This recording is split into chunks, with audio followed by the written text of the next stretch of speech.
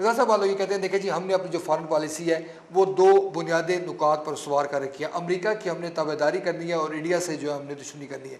आप ये समझते हैं कि ये इन दोनों ममालिक को छोड़कर भी हमें अपनी कसीर जहती जो है वो फॉरेन पॉलिसी बनानी चाहिए थी ताकि उसके ज़्यादा से ज़्यादा समरात हम समेट सकते हैं? बिल्कुल, ये पाकिस्तान की अपना फॉल्ट है कि पाकिस्तान ने हमेशा एक तो पाकिस्तान की फॉरेन पॉलिसी और डिफेंस पॉलिसी जो है वो इंडिया स्पेसिफिक रही है। इसलिए कि पाकिस्तान को हमेशा से इंडिया से एक थ्रेट रही है, क्योंकि अगर आप हिस्ट्री पीछे उठा के देखें तो दोनों ममालिक के ताल्लुकात इस तरह के नहीं रहे कि आप उन पे कहें कि दोनों ममालिक को एक दूसरे से थ्रेट नहीं थी। लेकिन जहाँ तक बात है पाकिस्तान को, अगर पाकिस्तान ने अमेरिका और पाकिस्तान ने हमेशा रिलाई किया है एड के ऊपर। जब तक पाकिस्तान की ये सोच आ गई कि पाकिस्तान एड के ऊपर रिलाई करेगा और अमेरिका से हर दफ़ा एड मिल जाएगी उन्हें, जब कोई क्राइसिस आएगा वो अमेरिका को कहेगा और अमेरिका से एड मिल जाएगी, और उन्होंने अपनी ट्रेड के ऊपर फोकस नहीं किया, तो ये पाकिस्तान का अपना कसूर है। इसमें किसी और मुल्क को या इंडिया को आप ब्लेम नहीं कर सकते। इसमें पाकिस्तान के अपने फॉल्ट्स हैं कि पाकिस्तान ने अपने आप को इकनॉमिकली स्ट्रॉन्ग क्यों नहीं किया, अपने रिसोर्स को यूटिलाइज़ क्यों नहीं किया। रज़ा साहब वालों ये कहते हैं कि इंडिया चाह रहा है कि उसको मोस्ट फेवरेट नेशन करार दी जाए पाकिस्तान की जानब से, आप क्या कहेंगे? देखें, बात यह है कि जब तक इंडिया को ऑलरेडी इस रीजन में, पूरे रीजन में इतनी ज़्यादा सुपरमेसी दे दी गई है, उसको इंडो यूएस न्यूक्लियर डील दे के सारा कुछ करके, उसके अलावा और ये नहीं देखा जा रहा कि पाकिस्तान का क्या स्टैंस है। अगर इंडिया को इतनी ज़्यादा सुपरमेसी दे दी जाएगी इस रीजन में, तो ये चाइना के लिए भी और पाकिस्तान दोनों के लिए एक ख़तरे का बायस होगी।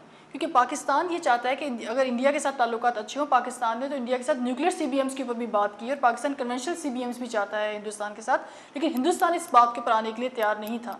पाकिस्तान ने हमेशा पॉजिटिव स्टेप ही आगे किया हिंदुस्तान के लिए। हिंदुस्तान ने, बेशक ये हिस्ट्री में है कि हिंदुस्तान ने कभी पॉजिटिव स्टेप नहीं किया, लेकिन क्योंकि अब अगर हिंदुस्तान ये चाहता है कि उसको मोस्ट फेवरेट नेशन करार दिया जाए, तो इस इशू के ऊपर हिंदुस्तान ये चाहेगा कि वो पाकिस्तान के साथ एटलीस्ट निगोशिएशन टेबल पे आए और कुछ इश्यूज़ को रिजॉल्व करने के लिए बात करें पाकिस्तान के साथ। बिल्कुल हमें चाहिए कि हम उसको कैश करें। हिंदुस्तान ने भी यही किया, सारे मुल्क यही करते हैं, जिसको अपना इंटरेस्ट नजर आता है वो वहाँ पर अपना फ़ायदा उठाते हैं। और पाकिस्तान को भी चाहिए कि पाकिस्तान इस इशू को, ये जो इम्पोर्टेंट इंडिया चाहता है कि वो जो एक फेवरेट नेशन बने, इंडिया के ये अपने पूरे रीजन में हेजीमनी चाहता है, तो उसके लिए पाकिस्तान को चाहिए कि पाकिस्तान अपने इशूज़ सामने रखे और उनको रिजॉल्व करने की कोशिश करे। रज़ा वालों ये कहते हैं कि सलामती कौंसल के मुस्तकिल नशस्त के हवाले से भारत जो है वो अपने अज़ाइम की तकमील बड़ी हद तक कर चुका है, वो अपने इस मकसद को जो है वो अचीव कर चुका है। आप क्या कहेंगी कि किस तरह से ये जो इकदाम है ये ख़ित्ते में अमन का बायस बनेगा या मज़ीद मसाइल पैदा करने का बायस बनेगा? इंडिया ने हमेशा अपनी फॉरेन पॉलिसी भी बनाई है। इंडिया ने जो भी कोई स्टेप उठाया उसके पीछे उनका एक पूरा मंशूर होता था।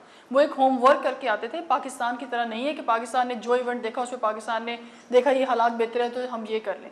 हमें भी चाहिए हम अपना पूरा होमवर्क करके जाएँ। जैसे कि ये जो अभी इवेंट फॉरेन मिनिस्टर का हुआ है, मेरा ख्याल है इट्स द बेस्ट, उसमें उन्होंने हर एक इशू को हाईलाइट किया है।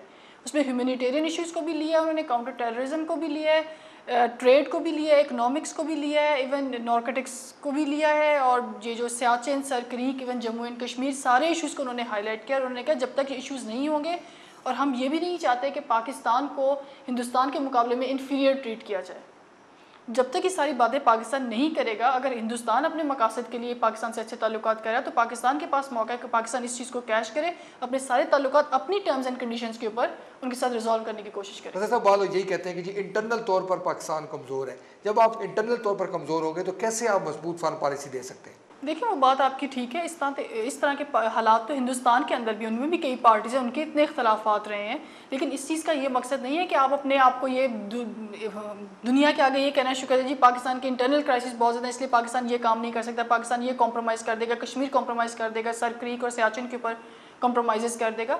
लेकिन एटलीस्ट पाकिस्तान को अपना स्टांस क्लियर रखना चाहिए। बेशक पाकिस्तान को इंटरनली स्ट्रॉन्ग होने की ज़रूरत है, ये चीज़ एक इंपॉर्टेंट है कि जब तक इकोनॉमिकली पाकिस्तान स्ट्रॉन्ग नहीं होगा उस वक्त तक पाकिस्तान इस पोजीशन पे नहीं आता, और उसके लिए ज़रूरी है कि पाकिस्तान दूसरे ममालिक के साथ अपने ट्रेड रिलेशनशिप बढ़ाए। साहब आप ये बताएंगे अब जब मुज़ाकरात हो रहे हैं तो आप क्या कहेंगी कौन कौन से ऐसे इशू हैं जो पाकिस्तान को जो है वो भारत के सामने पेश करने चाहिए और उस पर पेशरफ्त की ख्वाहिश करनी चाहिए और उसकी जानिब आगे बढ़ना चाहिए? देखिए, जहाँ तक बात है जम्मू एंड कश्मीर का इशू तो सबसे इंपॉर्टेंट है, ये तो की इशू है जो कि रिजॉल्व होना चाहिए। इसके ऊपर निगोशिएशंस होती रहनी चाहिए, ब्रेक नहीं आना चाहिए इस इशू के ऊपर।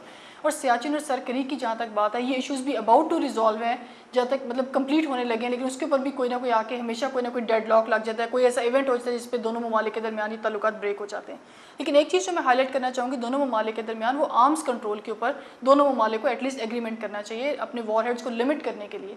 जैसे न्यूक्लियर CBMs हैं, अगर दोनों ममालिक ममालिक इस चीज़ के ऊपर आ जाएं या दोनों ममालिक सिविलियन पावर जनरेशन के ऊपर आ जाएं और आपस में मिल के इस चीज़ को रिजॉल्व कर लें, ताकि जो डिफेंस के ऊपर बजट है पाकिस्तान का वो इतना ज़्यादा हो रहा है, क्योंकि पाकिस्तान की हर मेजॉरिटी चीज़ें जो इंडिया स्पेसिफिक हैं और जो इंडिया की पाकिस्तान स्पेसिफिक हैं, पर्टिकुलरली उन अगर न्यूक्लियर वॉर हेड्स को हम लिमिट करें, वो एक पाकिस्तान और हिंदुस्तान दोनों के लिए, पर्टिकुलरली पाकिस्तान के लिए एक बहुत मुस्बत कदम होगा। अब समझते हैं कि दोनों ममालिक ट्रेड के हवाले से कोई बेहतर इकदाम कर रहे हैं ताकि मुस्तकबिल में वो दोनों को जोड़ सकें। दोनों ममालिक के दरमियान पहले तो निगोशिएशन ही बिल्कुल बंद हो गई थी। जब तक ट्रेड नहीं होगी, दोनों ममालिक के दरमियान एक ताल्लुकात ज़रा हमवार नहीं होंगे, उस वक्त तक वो आप कैसे सोच सकते हैं कि वो कोई आपके कंटेंशियस इश्यूज़ के ऊपर आपके साथ बात करेंगे, जब ताल्लुकात ही इतने ख़राब होंगे, दोनों मुल्क एक दूसरे से बात करने के लिए तैयार नहीं, दोनों मुल्क के दरमियान कोई ट्रेड नहीं है, कोई बस सर्विस नहीं है, वीज़ा पॉलिसीज़ रिलैक्स नहीं है, लोग वहाँ जा नहीं सकते, वहाँ पे शराइन्स हैं वहाँ पर नहीं जा सकते, टूरिज्म पॉइंट ऑफ व्यू से पाकिस्तान को कुछ हासिल नहीं हो रहा है, तो उसके अलावा कैसे ये सारे इंपॉर्टेंट इश्यूज रिजॉल्व हो सकते हैं।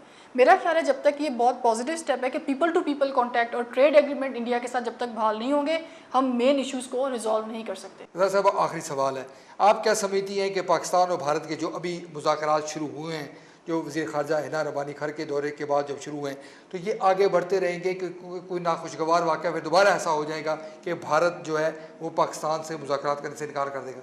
नहीं, देखिए जहाँ तक बात है, जो अभी मीटिंग हुई है उसमें हिना रब्बानी खान ने काउंटर टेररिज्म के ऊपर बात की, जिसमें उन्होंने ये भी कहा है कि जो बम्बई ट्रायल के ऊपर जो प्रोग्रेस है उसको भी वो डिस्कस करेंगी। तो इसलिए ये चीज़ें पहले से ही क्लियर हो जानी चाहिए कि इसमें पाकिस्तान का हाथ इन्वॉल्वमेंट या पाकिस्तान की इन्वॉल्वमेंट नहीं होगी, क्योंकि पाकिस्तान खुद इस दहशतगर्दी से सफ़र कर रहा है। ये हालात तो चलते रहेंगे जब तक कि दहशतगर्दी की जंग ख़त्म नहीं होती, उस वक्त तक सारे ममालिक, हिंदुस्तान, पाकिस्तान और इवन अफगानिस्तान में जो हालात हैं वो तो तीनों ममालिक को फेस करने पड़ेंगे। लेकिन जहाँ तक ताल्लुकात, जहाँ तक निगोशिएशंस की बात है कि दोनों ममालिक के दरमियान इनको ख़त्म नहीं होना चाहिए, एंड उम्मीद यही है होपफुली कि दोनों ममालिक जो हैं अब इन ताल्लुकात को या निगोशिएशंस को ख़त्म नहीं करेंगे। डिफेंस एनालिस्ट गजाला निगर साहब, आपका उनका बहुत शुक्रिया। हमारे प्रोग्राम का वक्त ख़त्म हो गया है। नाज़रीन, गजाला निगर साहब का कहना है कि इसमें कोई शक नहीं कि अमन जो है वो न सिर्फ दुनिया की मजबूरी है बल्कि इस खत्ते की भी मजबूरी बन गया है। पाकिस्तान और हिंदुस्तान दोनों इस बात को अब संजीदगी के साथ महसूस कर रहे हैं कि अमन होगा तो इस खत्ते में खुशहाली आएगी। ये भी दोनों ममालिक जो है ये सोच पाई जा रही है कि लड़ाई झगड़ा किसी मसाइल का हल नहीं। हम कई बार कई जंगें भारत के साथ कर चुके हैं मगर उसके बावजूद मसाइल हल नहीं हो। ये सियासी मसाइल हैं और ये मसाइल जो है ये मुज़ाकरात की मेज़ पर भी हल होंगे। उम्मीद की जानी चाहिए कि पाकिस्तानी वज़ीर ख़ारजा हिना रब्बानी खर के दौरे के बाद जो उम्मीद पैदा हुई है, जो हमें एक अच्छी खुशखबरियाँ मिलनी शुरू हुई हैं, इसका तसलसल होगा और भारत ज़िम्मेदारी का मुज़ाहरा करेगा और ये समझेगा कि पाकिस्तान इस वक्त मुश्किलात का शिकार है और अपने जो पड़ोसी है उसके साथ मिलकर वो उसको इस मुश्किलात से निकालने की कोशिश करेगा।